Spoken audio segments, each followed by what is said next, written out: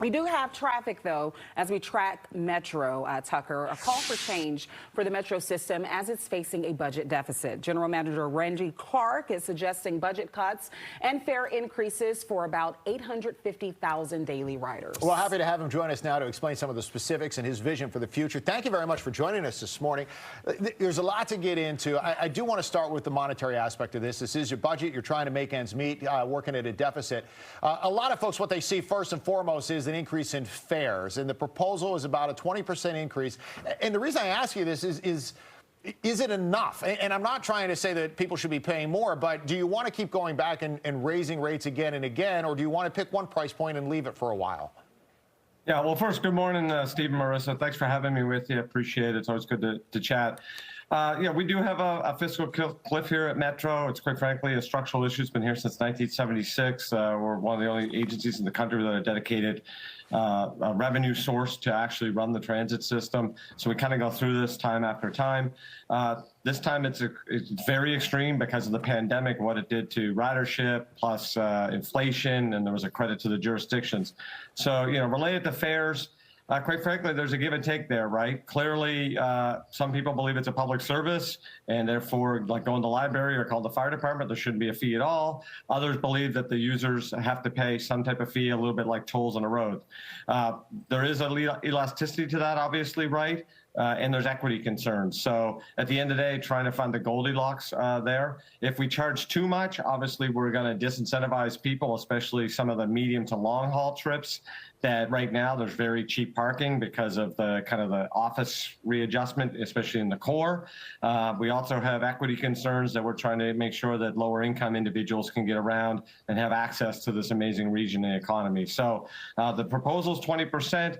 Quite frankly, we're really hoping our partners come together, really join us at Metro to solve this fiscal crisis, and we can ideally not even have to do a fare increase at that high, and certainly not do the cuts that we're after. But ongoing conversations with all of our partners, and I remain optimistic. Metro's too important for this region to ultimately fail. I know there have been changes made to the gates to make sure that people indeed pay to ride Metro. Would you say if every single person actually paid their fare for the bus, for Metro that would really help with the deficit? Yeah, so I thank you for mentioning the fare gates. So we've gone after this really hard. It's probably the #1 topic since I got here. People want to see people that have the ability to pay. And quite frankly, that's, I think, a structural aspect of society, too. If there's rules, people want people to follow rules.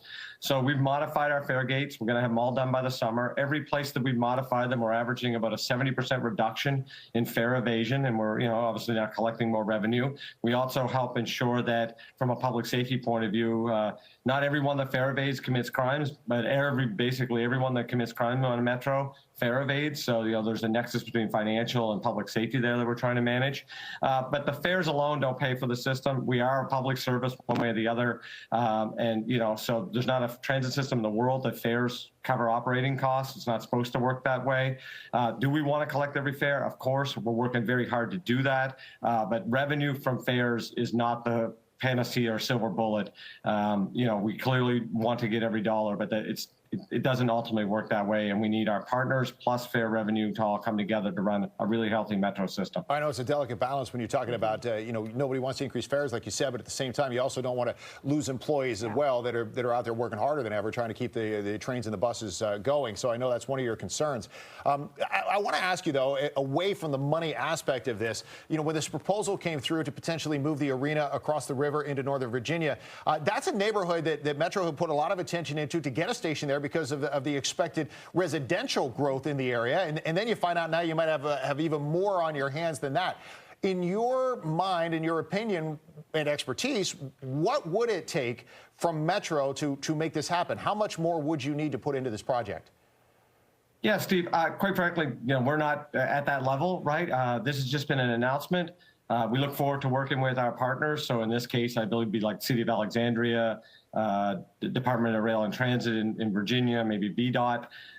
There's going to have to be obviously an extensive permitting design process. I think this is I've seen reported multi-billion-dollar complex here.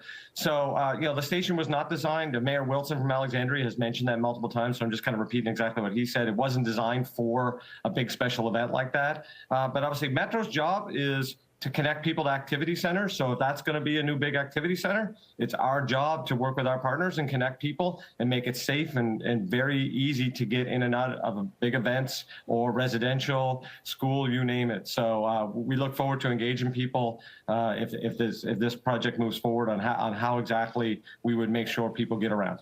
And meantime, making sure that it's equitable, right? Because there are some concerns from people who are outside of that area that they may, in fact, lose some resources with this project.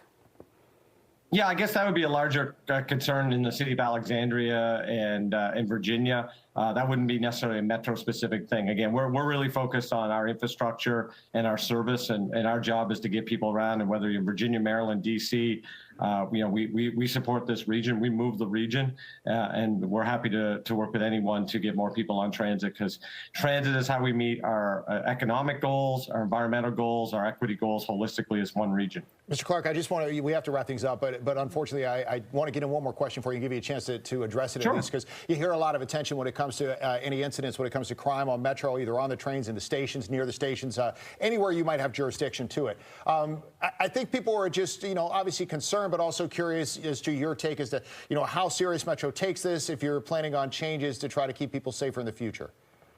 Yeah, great question, Steve. There's nothing I care more about than the safety of our customers, our employees. I'm on the system. I think I did almost 700 trips last year. I live on the system, basically, bus and train all the time. I took the train here this morning. We added 100 special police officers. We ramped up our transit police hiring as best as we can, and it's very hard across the country to hire police officers. Crime is actually down 25% since February. Enforcement is up 275% in the last year and a half. Fare citations are up, I think it's 300%. As I mentioned, fare evasion's down about 70%, where we have our new gates. We have crisis intervention specialists out there to interact with people that might be experiencing mental illness or homelessness. We have over 30,000 cameras in our system. We are going at this as hard as we can. We believe we have a very safe system. Most of these things are anomalous events. Now, that doesn't mean that they're not important and serious, and we are working to do that. But this is a whole regional and, quite frankly, national topic. And Metro, we believe, is a very safe system, but we are going to work on safety, safety, safety every single day. And we want, and quite frankly, the other part of this is the more people on the system, the safer the system actually is, right? It's like a park. More people in the park, it's safe. Park is empty, gets a little kind of, feels a little sketchy. We want more people on the system, and it ultimately brings a better community safety to everybody. All right, well, Metro GM Randy Clarke, thank you so much for joining us to break down those processes, and we'll continue to speak with you moving forward. Well, it's 8:30.